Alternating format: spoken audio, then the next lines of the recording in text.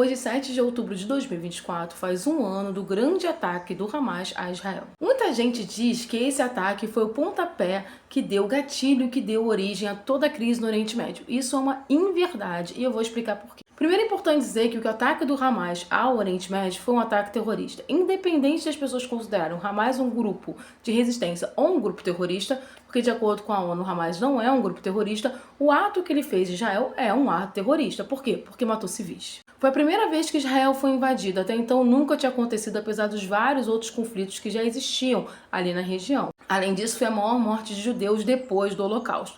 Então, depois do Holocausto, nunca tantos judeus foram assassinados no mesmo dia. Mas o que foi esse 7 de outubro? Para falar do 7 de outubro de 2023, a gente precisa falar do ano de 2023.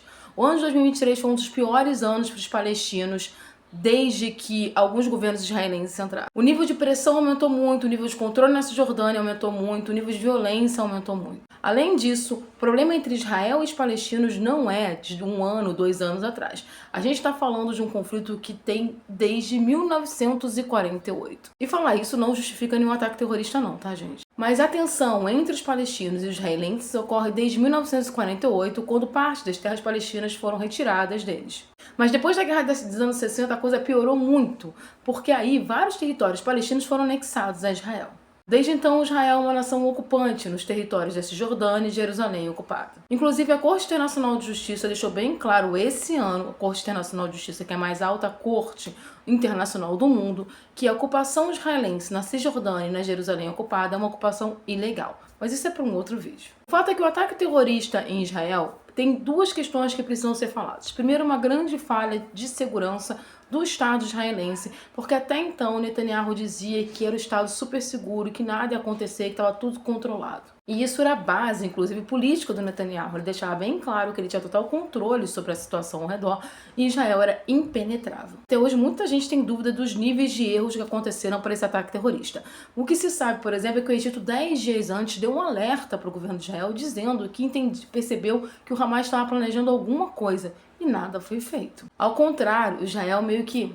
isso não é sério, não. Nesse ataque terrorista, além de mais de 1.200 pessoas que morreram, a gente também teve os reféns israelenses que foram levados para vários lugares, inclusive Gaza. Por que eu falo para vários lugares? Porque esses reféns não estão só com Hamas, estão com outros grupos também. E aí começa todo o grande imbróglio. Primeiro, Netanyahu resolve fazer uma grande ofensiva em Gaza.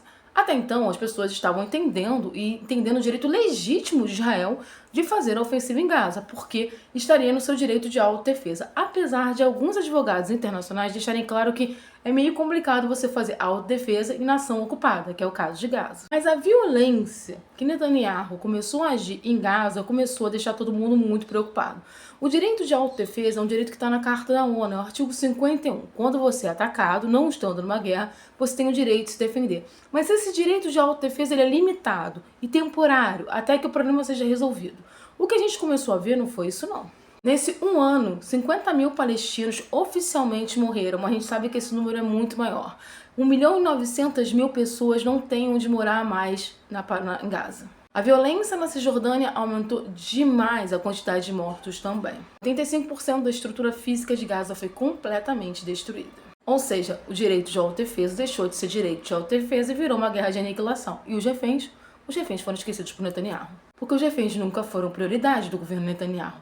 Tem refém até hoje, um ano depois, em posse do Hamas, que a gente não sabe nem se está vivo ou não, pelo nível de destruição de Gaza.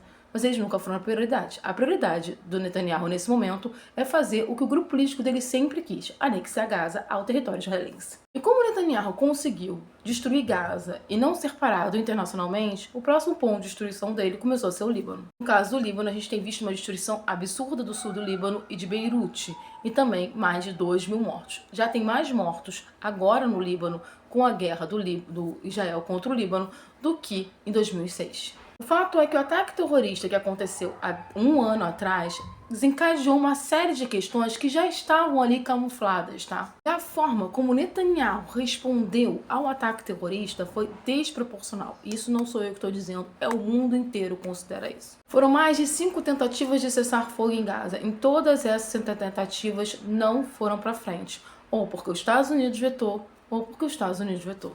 E não há grande solução para frente sobre isso. O próximo foco de ataque, por exemplo, de Israel é o Irã, que é um inimigo tradicional de Israel, mas também é um inimigo dos Estados Unidos. Nesse momento, Netanyahu abriu 5 frentes de guerra: Líbano, Gaza, Síria, Iêmen e Irã. E a grande questão é se Netanyahu vai continuar ou conseguir manter essas 5 frentes. Internamente em Israel, a situação é muito tensa. Os parentes das vítimas ficam muito irritados com a forma como o governo está levando isso, e os parentes dos reféns perderam completamente a confiança no governo. Eles entendem já que o governo não colocou os reféns em momento nenhum como prioridade. A prioridade do governo sempre foi a questão de aniquilar Gaza. A única saída para o que acontece ali no Oriente Médio é uma saída diplomática. Não existe esse papo de saída por guerra.